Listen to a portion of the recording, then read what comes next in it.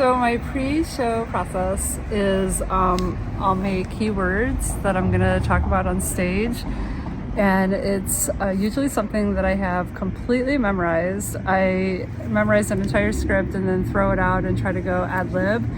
But one interesting thing that no one knows about me is I have incredible stage fright, so I can't eat, drink, or breathe before stage, and I'm really nauseated, and I have this overwhelming fear that I'm gonna forget every single thing I have done, even if I've done it 300 times. So the bullet points sort of seal it into my brain, and I'll take a quick drink of whiskey. It doesn't even calm me because I drink so little. I actually don't do anything until that first word on the mic, and somehow it comes alive and my adrenaline just explodes, and it feels like the greatest high in all time. And I'm not the best person to ask what the greatest high is because I've never done drugs, but for me it feels like the greatest high, and it confirms for me that I'm born to make people laugh. I'm born to bring joy, and I take all my pain and I turn it into something really funny. And I tap into Lucinda, who is a sensational, lovely character that's over-trusting, over-friendly. She thinks that she has street smarts, but honestly, she just lives in a really poor neighborhood. And I love her, and she makes me make people laugh. That's it. That's my secret.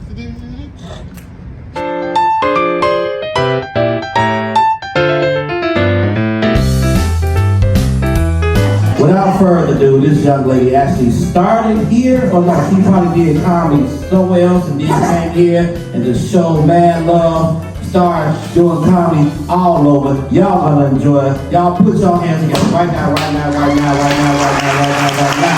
So Lucinda!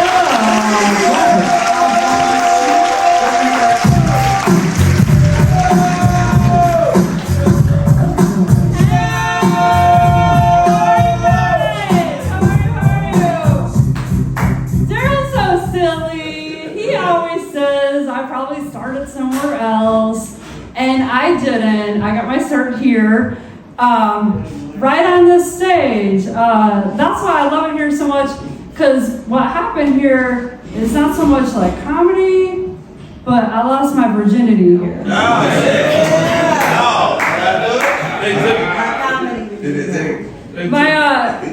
I love the laughter, because it's the same nervous laughter that my dad gave me when I told him, like, I'm gonna be a comedian, and I did it first in here. Anyway, it's I love you, Daryl. I did start here. Okay, it's summer, right? It's summer. Like, it's officially. I mean, like, I know the calendar's not summer, but it is warm, right? Who here's been doing new stuff now that it's warm? Give it up. All I've been doing is new stuff. Man, I am on this new adventure. And I gotta tell you, I went like full out on this new adventure. I let this adventure take me to a brand new city. Yeah. Ooh, yes. New city, new hobbies, new friends. Just, as a matter of fact, everything I'm doing now, if I get asked, I was like, yes, I'm on a new adventure.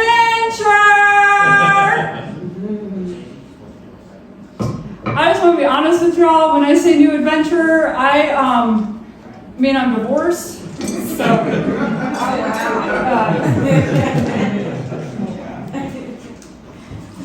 yeah, I'm divorced. That's my new adventure. And I had one of those divorces that you had to leave like real fast, midnight. You know what I'm saying? Yeah. And thank you. It was so fast. I had this moment of clarity, okay? I don't know if you had the same thing, but I had this, like, I knew that when I left that house, I could never come back. So I was like, what am I going to take? Whatever I take is going to be the new Lucinda life. You know what I'm saying? Like, what do you pack? Do you pack, like, your birth certificate? Yeah. Maybe. Toothbrush, right? Sentimentals, like your baby's pictures, you know what I mean? I don't know, precious things, maybe a coat, something to sleep in, you know what I'm saying? So I was just feverishly like stuffing these garbage bags with every single thing I needed. And man, I protected those bags because that was my new start. You know what I'm saying? I left that place with 6 garbage bags stuffed, and it was going to be my new life. Listen, I just want to be transparent here. I got to be honest. When I got looking at the bags, I might have had 6 garbage bags full of fishnets, fancy dresses, and lipstick. Okay, mostly fishnets. So I knew I was in a crisis, like a real white girl crisis, okay? And I was getting scared, but I had to fall back on my training, okay? See, we are trained, like, how to respond in a crisis. Kind of like those kids in school, you know, like when there's a fire, stop, drop, and rolls, okay? White girls are trained from when they're real, real little. Like, I'm talking real little. When you are in trouble, you must drop everything and call your gay hairdresser. Call your gay hairdresser. I got him on the phone. He took that midnight call. I don't have a gay hairdresser like anyone else. I have the best gay hairdresser in the world. He took that phone call, okay? Listen, let me take this out for a minute because this is for real, for real. He took that phone call. He heard me. He gave me a voice. He centered me. Oh my goodness. And he just, matter of fact, he did something that no gay hairdresser has ever done before. He gave me his garden apartment to live in while I find myself. Thank you! Again, just being honest, my gay hairdresser, he's my brother. When I say garden apartment, he put a cot in the basement next to his laundry machine, okay? If you are keeping up with me, and I hope you are, I have a lot to be angry about, okay? I mean, I'm divorced. All I own is fishnets. And I'm living in my brother's basement next to his laundry machine, okay? Angry. So angry that I am finally, for the first time in my life, open to therapy.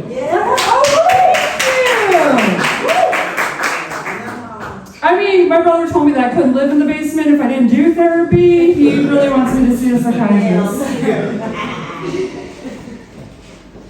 I was nervous about it. I'm just going to be honest. I was nervous to see a therapist, okay? So I started, like, maybe once a month, you know, just lowballing it, seeing it, feeling her out. You know what I'm saying? Like, how's this going to go? She was really good to me. So I started going to her office once a week, and then my confidence just soared. I mean, my therapist and I were making some solid connections. I was finding my personality, coming alive, and I was like, you know what? Lucinda, we're going to do this. You know, like I was talking to myself, you know what I mean? Like down in my brother's basement.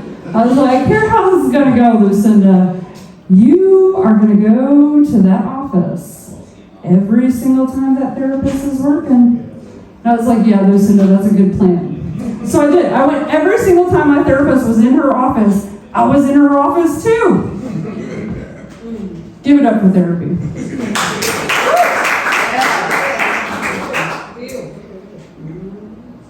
Okay, my therapist is my bartender. My bartender is my therapist. I just spent a whole lot of time in the bar.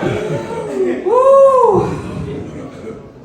We did therapy. I mean, I talked to her a lot when I was in the bar. She's just so good to me. You know what I mean? Like, I'm not going to find a therapist like this. This therapist worked on a sliding scale. She knew I was broke. She was like, listen, if you're going to sit with me, it's $8 to $40 an hour. I was like, I can do that. I mean, I'm a big girl. Depending on the hour and what I buy, it's $8 or $40. You know?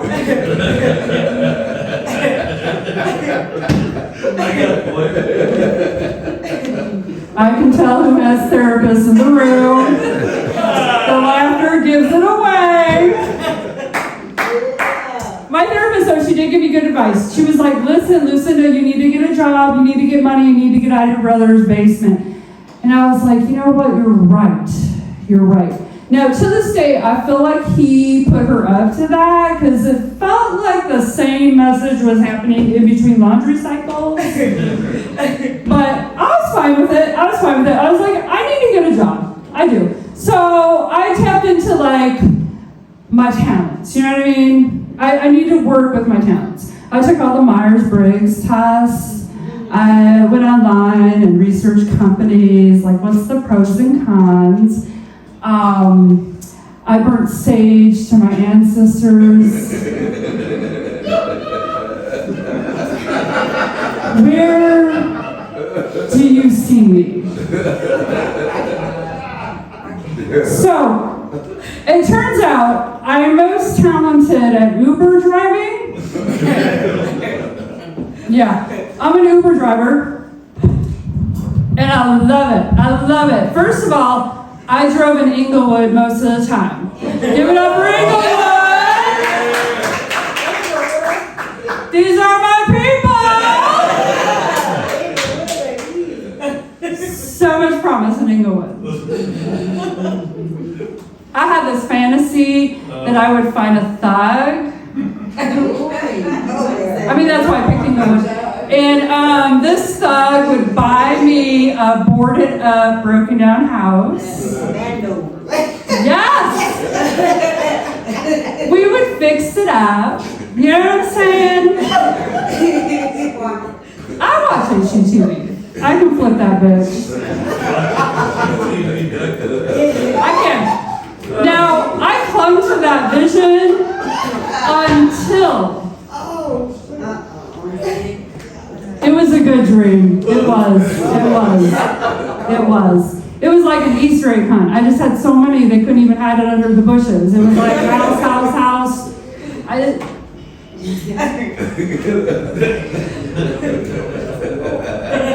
The only thing that stopped me from that dream, okay? Let me rephrase that. I still have the dream to today. It's in my book. But what sort of deterred me from that dream or got me in another course is like, I felt like the Lord was speaking to me while I was Uber driving in Inglewood, and he was saying, Lucinda, there is more for you. You have a whole inheritance out there. And I said, Lord, could you show me a sign? And then the heavens opened. Right when I was at that red light, it was like, ah! I saw the lights and everything. The white billboard on that building had like a whole bunch of tag signs. And then like in the distance, it said 18th Street. That's it. I'm a joining gang. This is my inheritance!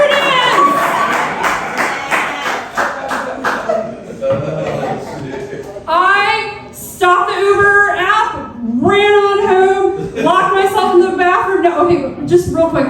When I say home, my brother's basement, okay? So, because I'm still there, all right? Got myself locked in there in front of the mirror, okay? And I was like, here's what I have to do to become a gang person or member. I don't know.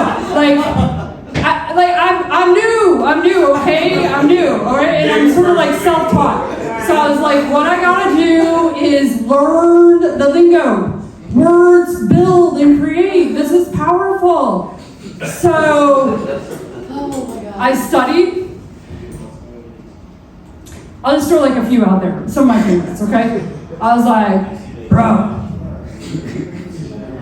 I'm finna dip. Get my name out your mouth. You got me all kinds of fucked up. Period. Then I added in the symbols. Because you know, like gang people talk with their hands. And I'm going to do it right, okay? So I was like,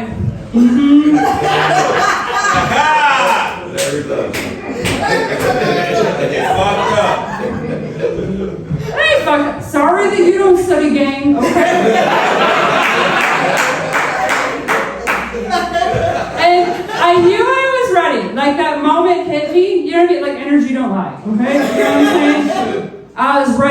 be like accredited, assimilated, assassinated. Like I was ready.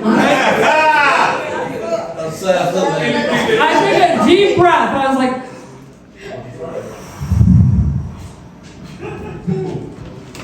"18th Street, bitch!" But it might not be ready, so I'll try one more, okay? I was like, "I'm finna dip. You got me fucked up." And period. That was just like, you know what? The only thing that really stopped me from joining the gang is, when I did that thing there, like my boobs started to bruise. That ain't right, man. Gang life is too violent for me right now. Too violent. So, I have to close with this, okay? So I'm closing because this is my most powerful moment, okay? I kept Uber driving. I didn't join a gang, okay? And the thug thing didn't work out. But I did save money. And I got an apartment, a little studio in Cal City. Listen, I'm all about graduation. I just went from one ghetto to another. Like, you know what, to Cal City, like, I'm working it, okay? In my little place, I had a squatter that used to live, and I moved in, and he kind of like lurked about because he was like, for real, are you staying? I was like, yeah, I'm staying. So then he moved into the laundry room. I was like, I get you. I live in the laundry room too. And I wasn't mad at him, but we actually became friends. And this little song sort of rings in my head. I'm a little nervous to sing it, so you just gotta kind of work with me here. Where's my little cheat sheet?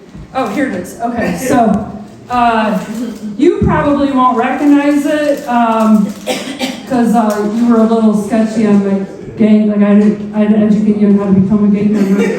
So it's a dun dun dun dun dun dun dun. Oh, like a fool, I stayed too long. Wonder if your love is strong. Ooh, baby, here I am, signed, sealed, delivered, I'm yours. Woo! Here I am, baby, signed, sealed. Okay, all right, I'm gonna real quick. Before they give me like 4 lights, I need to wrap this up because this is so profound.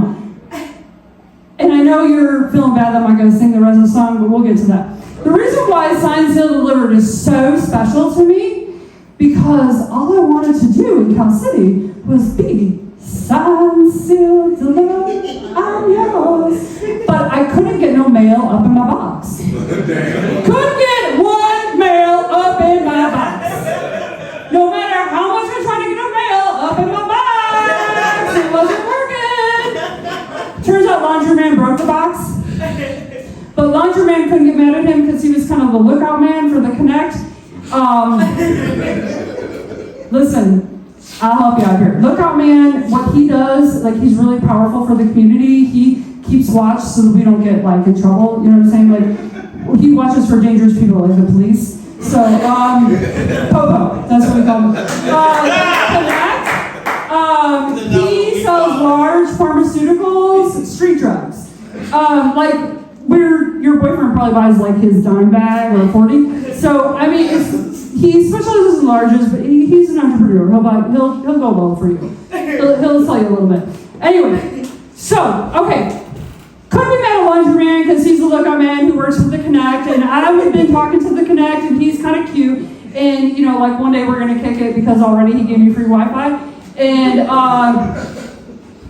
that's why that song's so powerful. I just want to be signed, sealed, delivered, I'm yours. Good night, I'm Lucinda, I love you.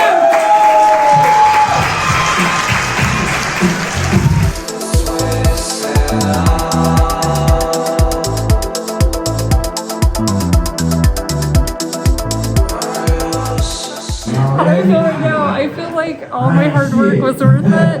And I can't believe I did it, and I'm at this high, and every single thing on stage I said is true. and there's a lot of pain, but I turn the pain into exhilaration, and oh my God, I did it, and they laugh. I'm so surprised that they laughed, and I love it, I love it, I love it. Thank you. Keep on drinking. All you need to know.